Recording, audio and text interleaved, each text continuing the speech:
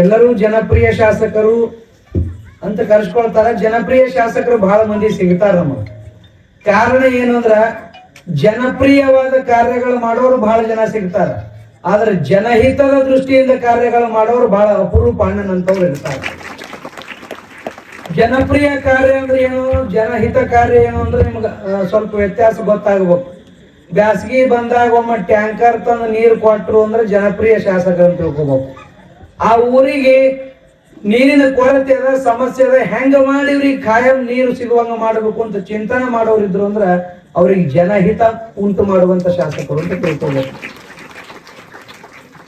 ಹಂಗ ಅನೇಕ ಕಾರ್ಯಗಳನ್ನ ಒಂದ್ ಕಡೆ ಹೋದ್ರೆ ಪರ್ಮನೆಂಟ್ ಸೊಲ್ಯೂಷನ್ ಹುಡುಕಾಡ್ತಕ್ಕಂಥವ್ರು ಯಾರು ಇರ್ತಾರಲ್ಲ ಅಂತವ್ರಿಗೆ ನಾವು ಜನಹಿತವನ್ನ ಮಾಡ್ತಕ್ಕಂಥ ಶಾಸಕರು ಅಂತ ಕರಿತೀವಿ. ಹಂಗ ಜನಪ್ರಿಯ ಶಾಸಕರು ಸಾಕಷ್ಟು ಜನ ಸಿಗಬಹುದು.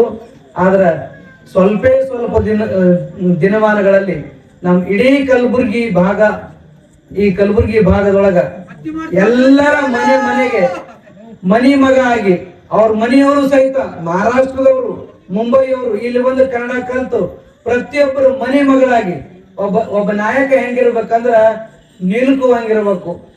ಬಹಳ ಎತ್ತರ ಇದ್ದ ರಾಜಕಾರಣಿಗಳು ನಮಗ್ ಬೇಡ, ಹತ್ರ ಇರೋ ರಾಜಕಾರಣಿಗಳು ಬೇಕು. ಹಂಗ ಹತ್ರ ಇರ್ತಕ್ಕಂಥವ್ರು ನಮ್ಮ ಮತ್ತಿಮೂಡು ಸಾಹೇಬರು, ಪ್ರತಿಯೊಂದಕ್ಕೂ ಸ್ಪಂದನೆ ಇರ್ತಕ್ಕಂಥವ್ರು.